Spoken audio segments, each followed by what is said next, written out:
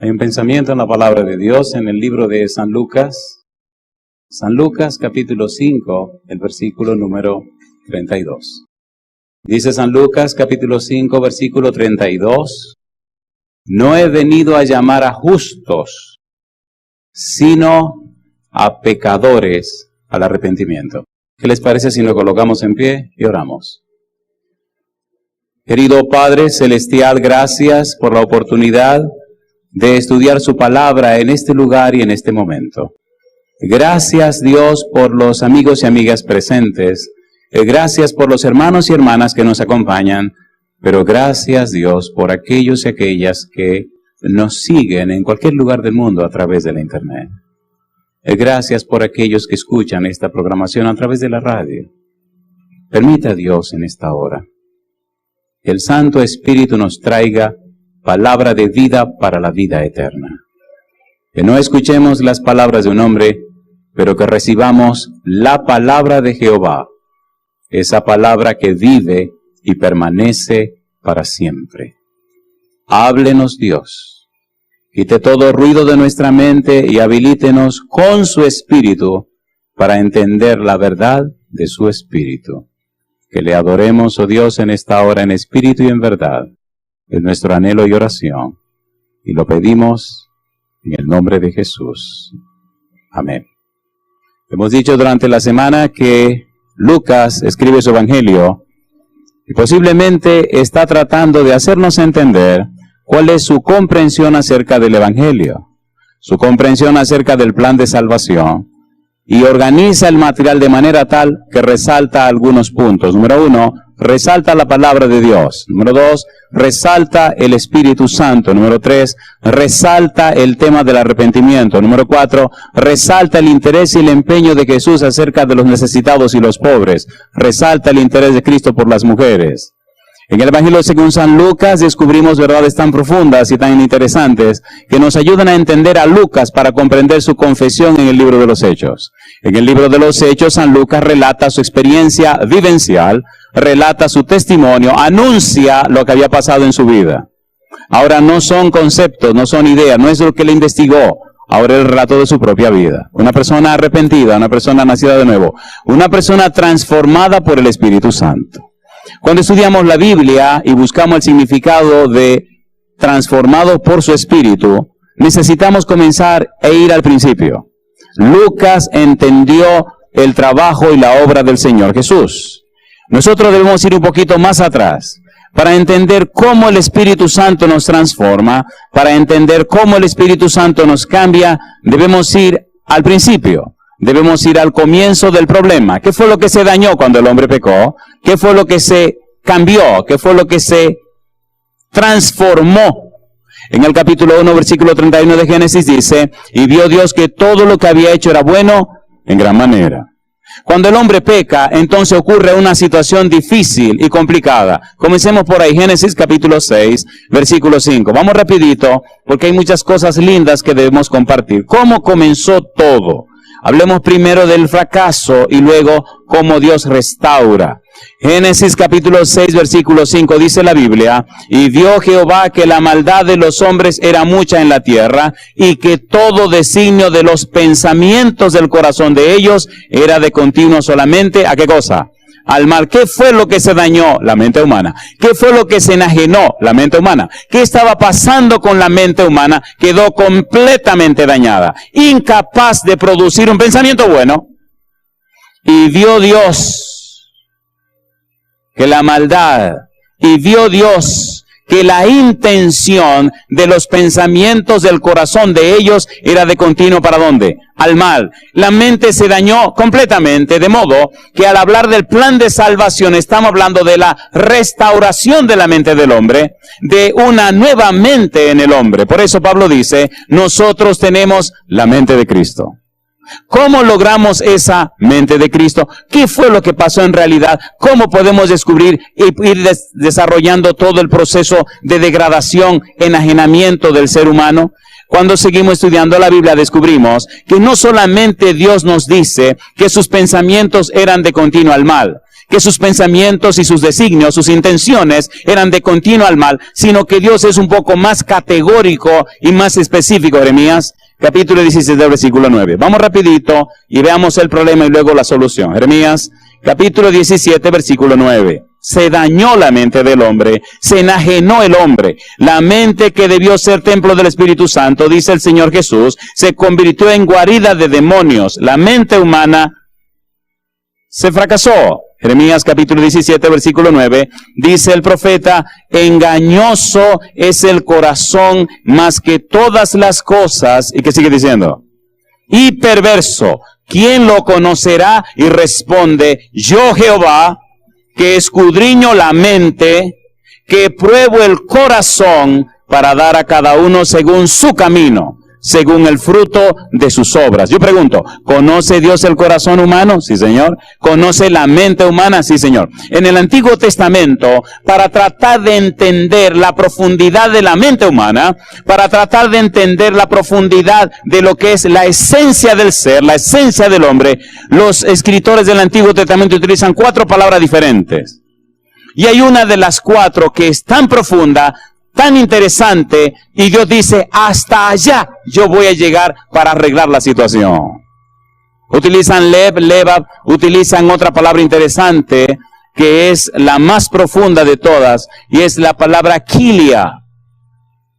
Utilizan una palabra que no es tan profunda, que es keret, y todas esas palabras, leva, keret, hablan del ser interior, hablan de las emociones, hablan de las facultades mentales, hablan de las proyecciones de los seres humanos, sus actuaciones, pero la palabra kilia nos habla de lo más profundo del ser. Y Dios dice que quiere cambiar al hombre hasta lo más profundo del ser.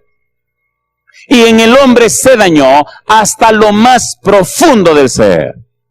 Engañoso es el corazón del hombre y perverso. ¿Quién lo conocerá? Pudiéramos decir, engañosa es la mente del hombre, perversa es la mente del hombre. ¿Quién la conocerá? Y el Señor responde, yo Jehová. En otras palabras, yo sé la situación del hombre, yo sé dónde el hombre cayó. Por eso cuando Dios le pregunta a Adán y Eva, Adán, ¿dónde estás tú? No es una pregunta geográfica. Es más que una pregunta psicológica o emocional. Es mucho más que una pregunta social. Es una pregunta que trasciende el simple hecho de la existencia. Es una pregunta espiritual. ¿Dónde te fuiste? Cuando hablamos de enseñanza y hablamos de instrucción, el resultado es el aprendizaje. Cuando Adán y Eva pecan, Dios le preguntó, ¿y quién te enseñó que estabas desnudo? Si hay una enseñanza, si hay un proceso de enseñanza, si hay una labor educativa, entonces hubo enseñanza, hubo instrucción y aprendizaje. Adán y Eva vinieron a la escuela de Satanás y aprendieron el pecado. Y el pecado no solamente lo entendieron, lo comprendieron, sino que lo integraron. Y cuando Dios aparece en el Edén y llama a Adán y Eva, salen corriendo y se esconden. Por eso la humanidad de hoy huye de Dios. Por eso la gente escapa de Dios. Porque aprendieron el pecado, porque las intenciones de su corazón son de continuo al mal. No podemos condenarlos, no podemos acusarlos, no podemos señalarlos. Necesitamos mostrarle a ellos la verdad del Dios Todopoderoso que nos cambia a nosotros y lo puede cambiar a ellos también. ¿Tiene sentido o no tiene sentido? ¿Sí o no? Cuando estudiamos el libro de San Juan, capítulo 16, versículo 8, donde el Señor Jesús dice que cuando el Espíritu Santo convencería al mundo de pecado, de justicia y de juicio, estamos pensando que es una obra del Espíritu Santo. Y es verdad y no es verdad. Estamos pensando que es el Espíritu de Dios que va a atacar el corazón de la gente. Un momento.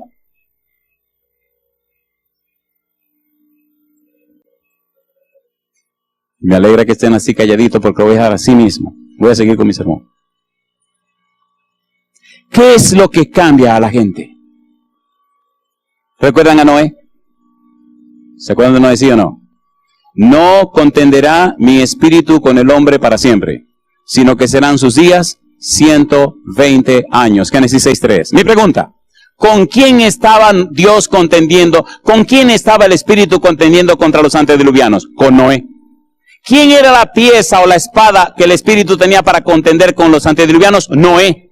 ¿Cuál era el testimonio que el Espíritu estaba dando para que la gente se arrepintieran? Noé y su familia.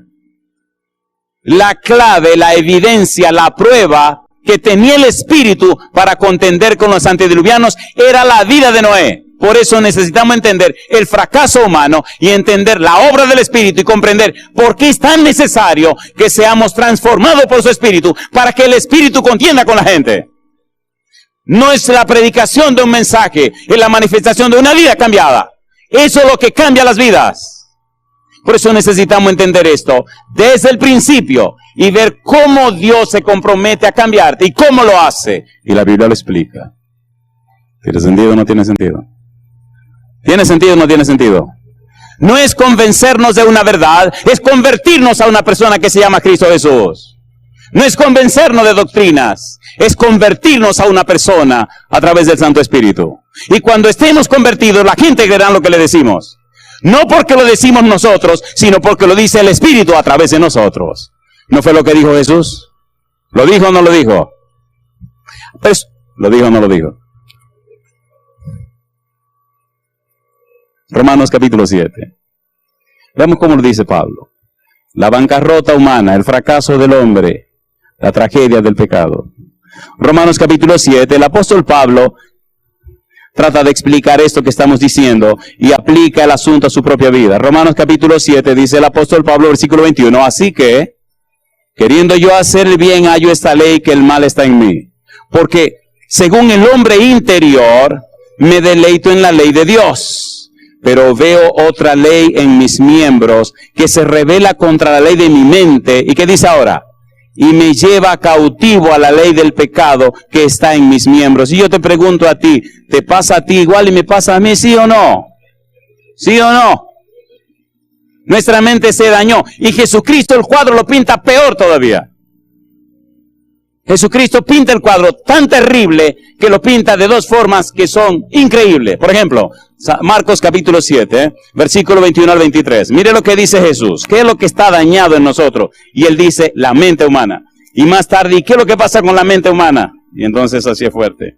San Marcos capítulo 7, versículo 21 al 23. Vamos rapidito a ver esto. Marcos 7, 21 al 23. ¿Qué dice Jesús? Dice él, porque de dentro, ¿de dónde?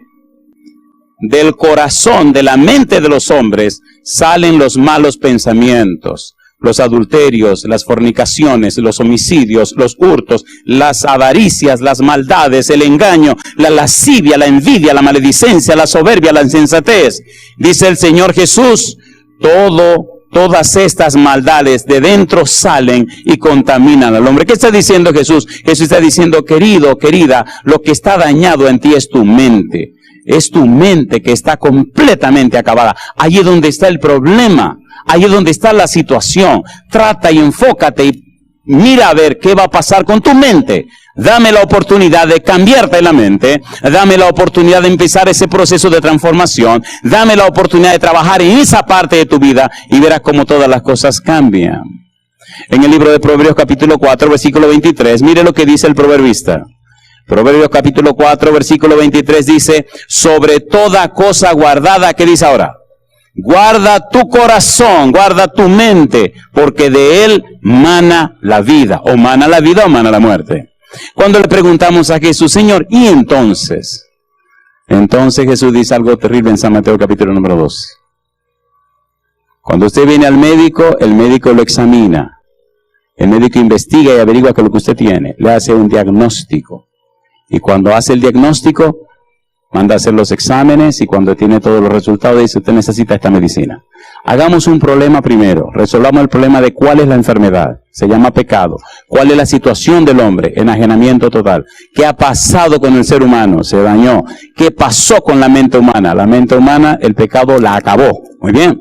¿Y qué piensa hacer Jehová? Bueno, Jehová piensa arreglar, restaurar, transformar a ese ser humano que cayó.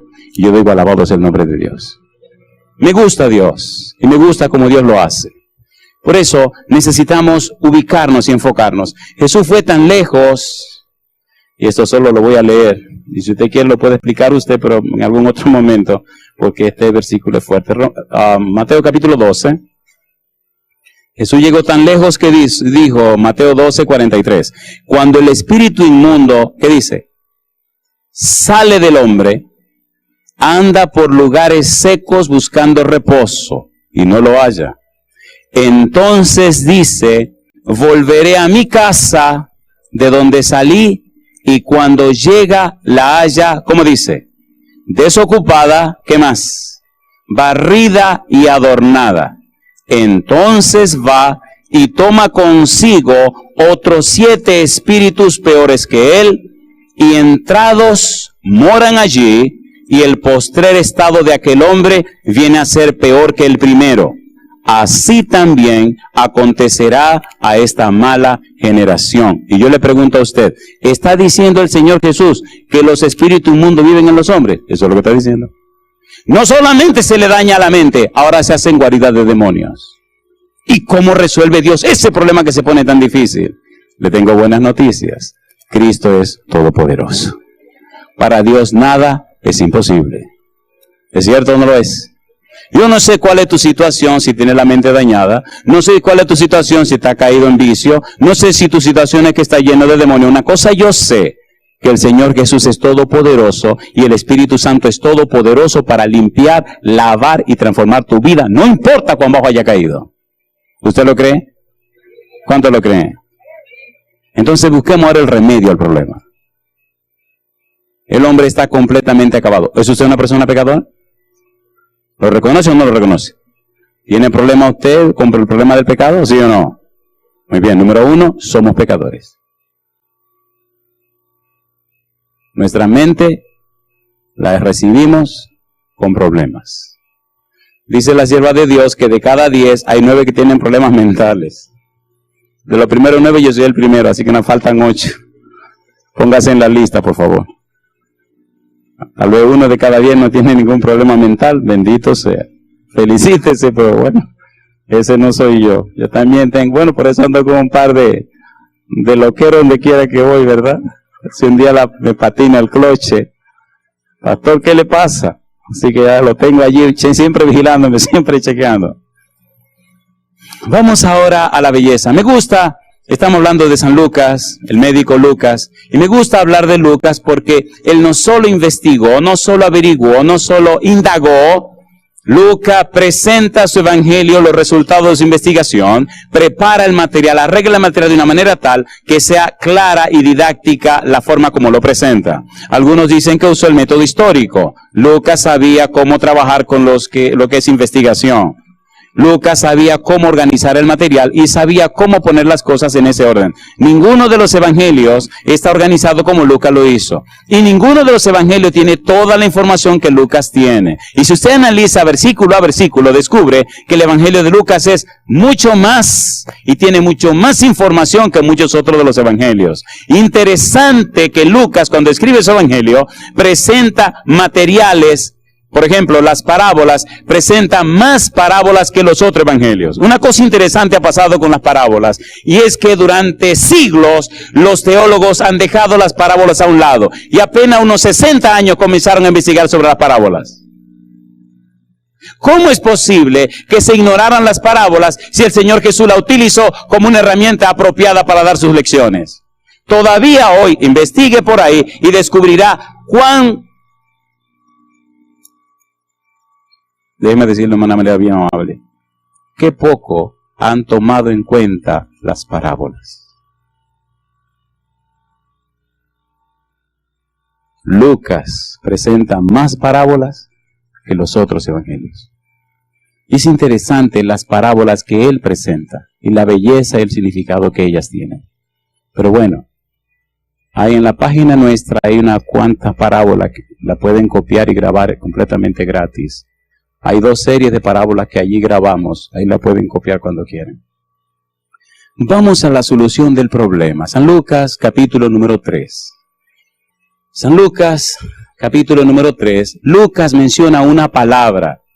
y la menciona en relación a Juan el Bautista. Lucas capítulo número 3. Siendo que estamos hablando de Lucas, comencemos con Lucas. Lucas capítulo 3, versículo número 3. ¿Cómo dice? Hablando de Juan el Bautista, dice, y él fue por toda la región contigua al Jordán predicando, ¿qué cosa? El bautismo del arrepentimiento para perdón de pecados. Versículo 8 dice Juan el Bautista, haced pues, ¿qué cosa? Frutos dignos de arrepentimiento y no comencéis a decir dentro de vosotros mismos, tenemos a Abraham por padre, porque os digo que Dios puede levantar hijos a Abraham aún de estas piedras. Siendo que la mente humana se dañó, siendo que el ser humano cayó, siendo que el humano entró en una situación difícil o imposible de tratar, ¿cómo y de qué manera Dios entonces trataría el problema del pecado? ¿Cómo resolvería Dios el problema de la mente humana dañada? ¿Qué haría Dios y cómo trataría Dios el problema de la mente humana?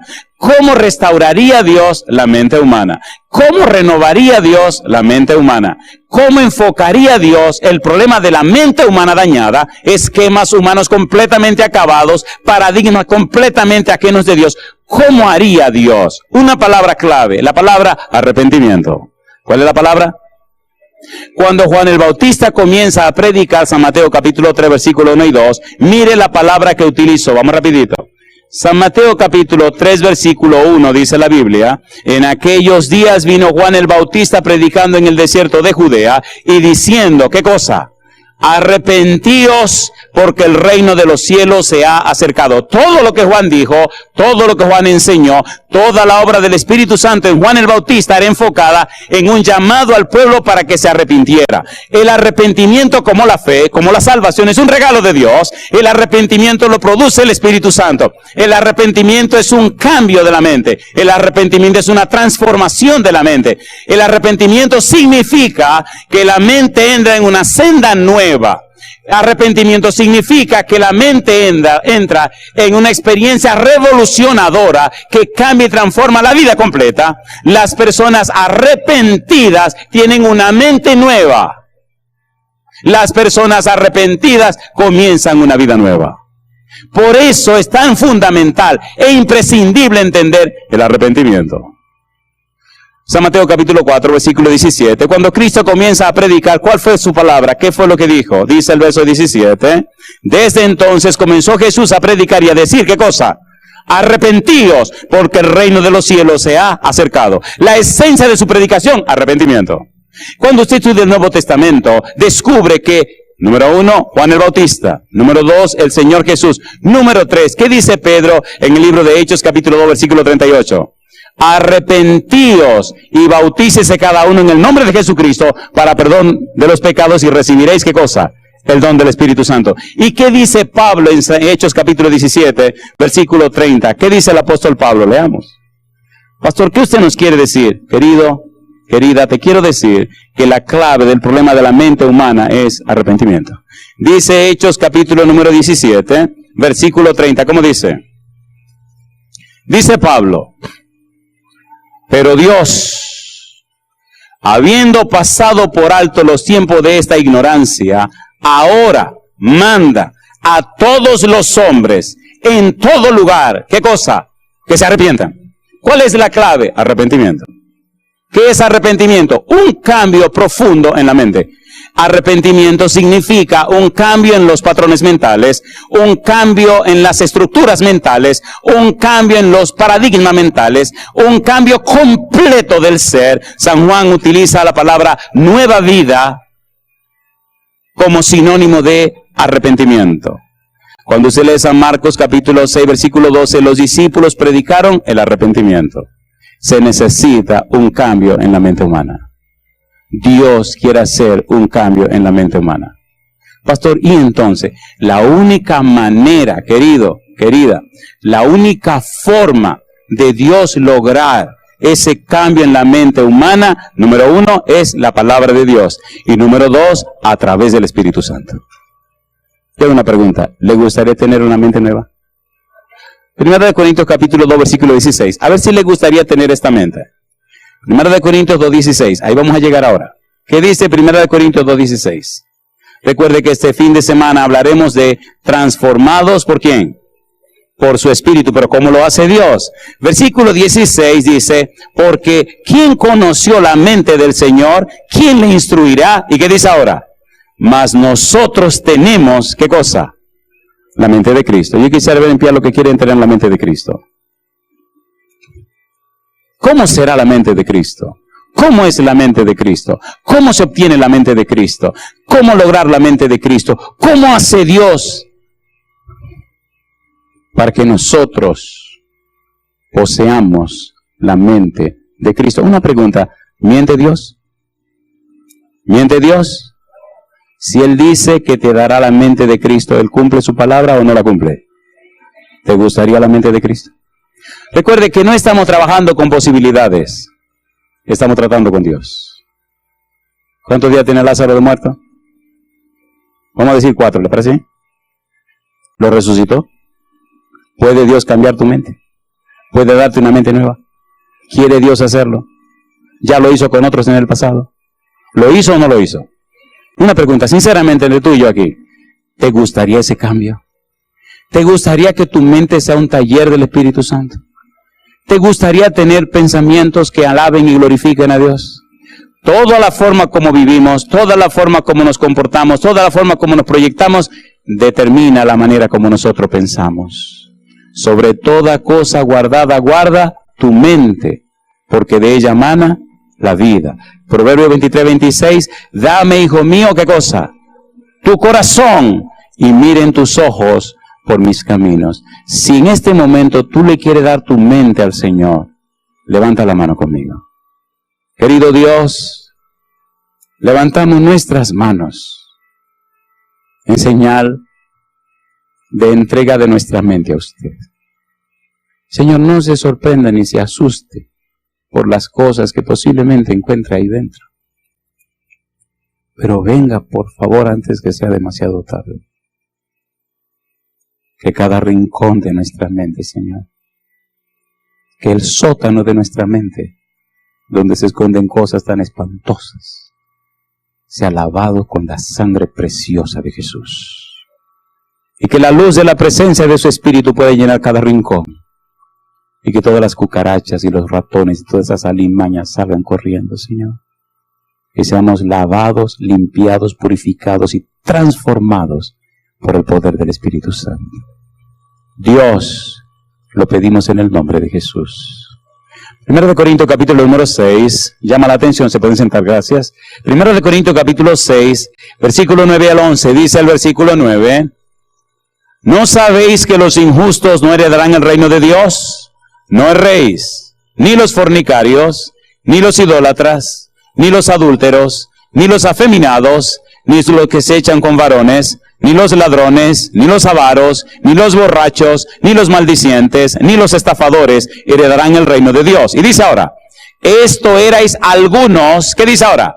Mas ya habéis sido lavados, ya habéis sido santificados, ya habéis sido justificados en el nombre del Señor Jesús y por el Espíritu de nuestro Dios. Alabado sea el nombre de Dios. Mi pregunta, ¿miente Dios? ¿Miente Dios? No. Entonces, ¿cómo lo hace Dios? ¿Cuál es la forma que Dios utiliza para hacer ese cambio y ese milagro en nuestra vida? ¿Cómo lo hace Dios? ¿Cuál es su proceso? Los teólogos hablan del maravilloso plan de salvación y dicen que el plan de salvación tiene 3 partes. Número 1, ellos hablan de la justificación, ellos hablan de la santificación y hablan también de la glorificación. La raíz del problema es el pecado y ellos explican. Justificación es la liberación de la culpa por el pecado. Y añaden, justificación es la liberación del castigo por el pecado. De manera que los que son justificados son perdonados. Inclusive, cuando estudiamos la Biblia, indagamos un poquito más a fondo acerca de lo que es perdón de los pecados, descubrimos que perdón en la Biblia tiene una connotación de pago, de pagar.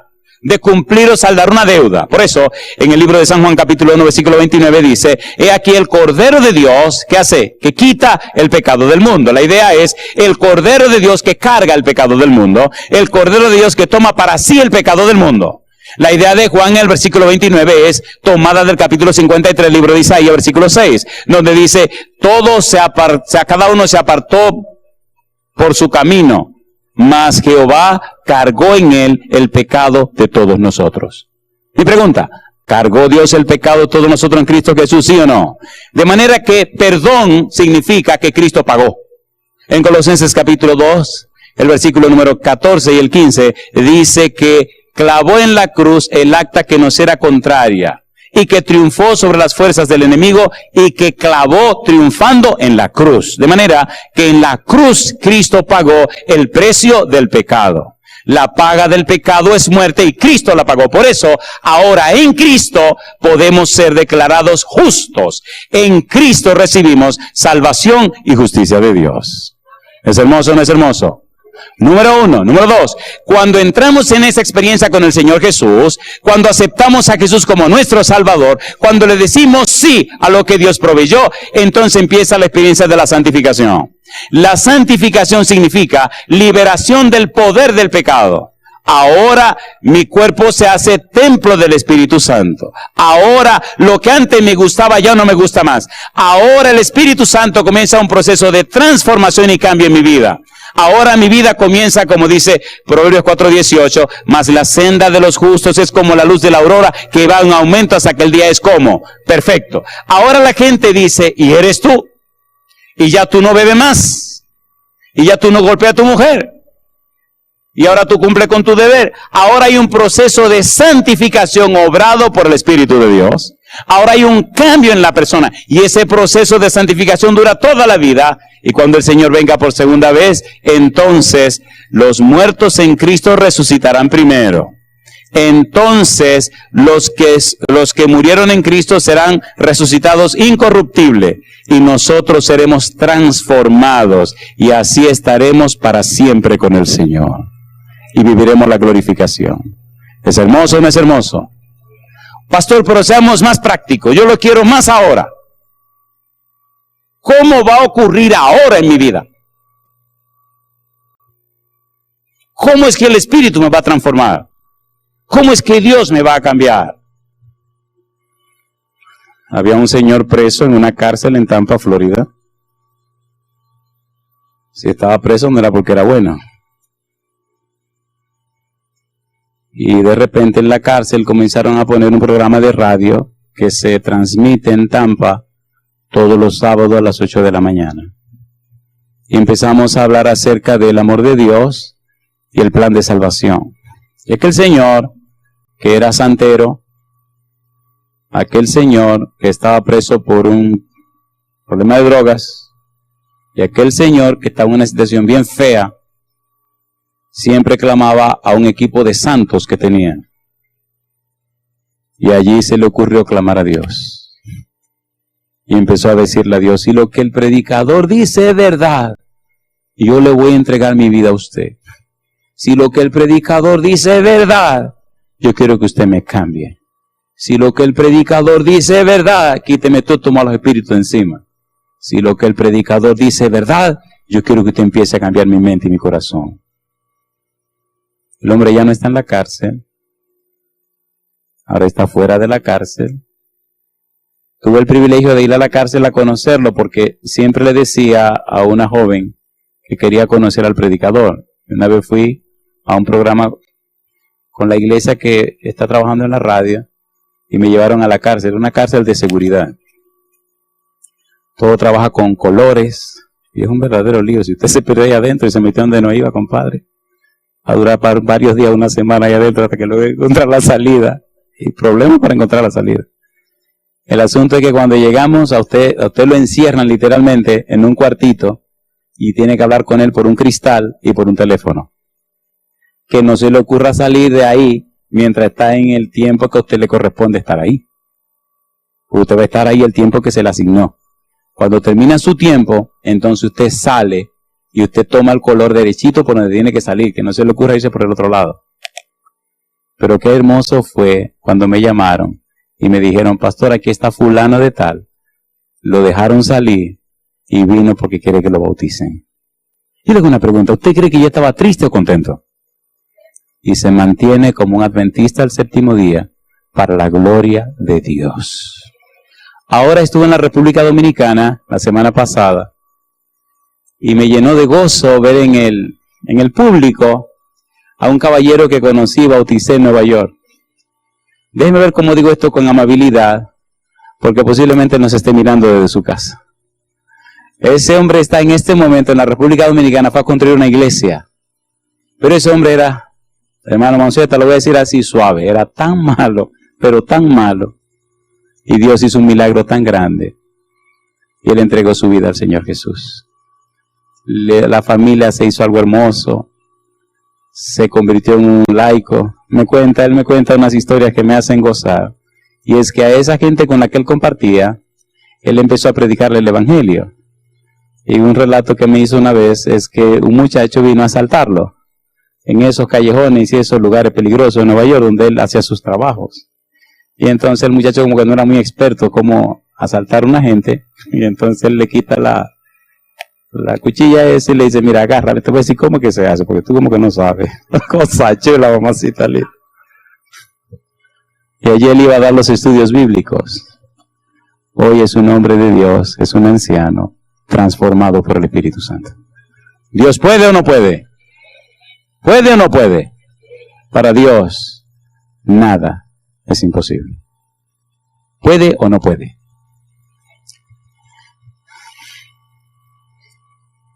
Romanos capítulo número 12. Vamos rapidito a ver si el Señor nos ayuda a aterrizar. Romanos capítulo 12, versículo número 2. Y luego entonces vamos a responder en la recta final cómo el Espíritu Santo lo hace. Romanos capítulo 12, versículo 2. Dice el versículo 2, ¿cómo dice? No os conforméis a este siglo. Pudiéramos traducirlo, no se acostumbren a este mundo. Otra traducción podría ser, no se sometan al marco de este mundo. Otra forma de traducir la frase podría ser, no se dejen comprar por el mundo. No dejen que el mundo le ponga su sello. No se hagan mundanos. Y entonces viene el consejo. ¿Qué dice el apóstol Pablo? Sino, ¿qué cosa? Transformaos por medio de ¿qué cosa? De la renovación de vuestro entendimiento. Y ahora dice él, para que comprobéis. ¿Qué es comprobar? ¿Qué es comprobar? Cuando uno hace una comprobación, ¿qué es lo que está haciendo? Una certificación, está experimentando, está asegurándose de que las cosas son así. Entonces Pablo le lanza el desafío. Sino, transformaos por medio de la renovación de vuestro entendimiento. Pudiéramos traducir, sino, vivan una experiencia profunda de cambio de su mente para que comprobéis cuál sea la buena voluntad de Dios, ¿cómo dice? Agradable y perfecta. Yo te pregunto, ¿te gustaría darle derecho legal al Espíritu Santo para que haga un cambio tan profundo en ti que tú mismo después compruebe que has sido completamente cambiado? ¿A cuánto le gustaría eso? He podido bautizar asesinos, criminales, personas que se ganaban la vida matando gente. He podido bautizar lo que usted no se imagina. Y qué hermoso es ver después a esas personas sirviendo al Señor con una vida completamente cambiada. Y más risa me da cuando hay situaciones difíciles y ellos dicen con una sonrisa, mira, mejora lo que te estoy diciendo. No sea que se me cambie la cabeza porque tú no te imaginas. Cosa chula. Y entonces la gente se asusta porque ya saben qué dragón era este y si el dragón le sale, ahí mamacita linda. Yo le hago una pregunta. ¿Puede Dios cambiarte? ¿Quiere Dios cambiarte? ¿Le va a dar la oportunidad para que te cambie? Entonces, ponte en pie conmigo y estudiemos estos versículos. Esta noche tenemos una linda y maravillosa experiencia. Y es que el Espíritu Santo está trabajando con unos corazones Le voy a dar estos pasajes para que lo lleve a su casa. Esta noche antes de acostarse los lea. Y por favor, piense en ellos. Ore por esos pensamientos. Lo voy a resumir así. 3 pasos. Está en el libro de Efesios, capítulo número 3. Paso número 1, versículo 16. Paso número 2, versículo 17. Paso número 3, versículo 19. Paso número 1. Para que seáis fortalecidos con poder en el hombre interior por su espíritu. Fortalecido con poder en el hombre interior por su espíritu. Dios promete que el Santo Espíritu vendrá a fortalecer tu hombre interior. Tu hombre interior significa tu ser espiritual y tu ser intelectual. Involucra tu mente, tu voluntad y tu conciencia. Dios se compromete a que el Espíritu vendrá a tu vida, a cambiarte la mente y darte la mente de Cristo, a fortalecer tu voluntad para que nadie te mueva de la fe y a aclarar tu conciencia para que sepa distinguir entre el bien y el mal. Número 2, Dios se compromete, versículo 17, a hacer que Cristo habite, more, se quede permanentemente en tu mente, para que habite Cristo por la fe en vuestros corazones. Cristo viene a ser morada permanente en tu mente. Y número 3, Dios se compromete a llenarte con su plenitud, es decir, alcanzar una madurez espiritual tal que nada ni nadie te mueve de la fe de Jesús. Los discípulos lo lograron y sellaron con sangre, pero nadie los movió de su fe. ¿Necesitamos esa fe, sí o no? ¿La necesitamos o no la necesitamos? ¿Cuántos creen que la necesitan? ¿Y cuántos estarían dispuestos a pagar el precio? No importa cuánto tengan que sufrir. Yo quisiera ver conmigo aquí al frente lo que quieren pagar ese precio. Los que están dispuestos a ponerlo todo en las manos de Dios, no importa lo que cueste, para que el Santo Espíritu haga el cambio. Pase al frente conmigo. Mientras tanto, Padre Celestial, levantamos nuestra mano arriba para que sane nuestro corazón, para que cambies nuestra mente y nos dé la mente de Cristo, para que produzca en nosotros una transformación completa y seamos personas nacidas de nuevo. Que seamos personas arrepentidas y convertidas. Que nuestro testimonio sea fiel, puro, santo y humilde. Que nuestra vida sea poderosa en esta tierra. Que seamos luz en medio de las tinieblas. Y que nuestra mente sea taller del Espíritu Santo. Bendiga a los presentes, Señor Jehová, y bendiga a aquellos y aquellas que nos siguen en cualquier lugar del mundo. Que ellos también y ellas también ahora sean cambiados y transformados por el Espíritu Santo. Comience en nosotros, Dios, ese proceso y que vayamos de gloria en gloria a la imagen y semejanza de Cristo Jesús. Gracias, Señor, por escucharnos. Gracias por darnos a Jesús. Gracias por su palabra y gracias, oh Dios, por la obra maravillosa del Espíritu Santo. Le damos gracias en el nombre de Jesús. Amén, Señor.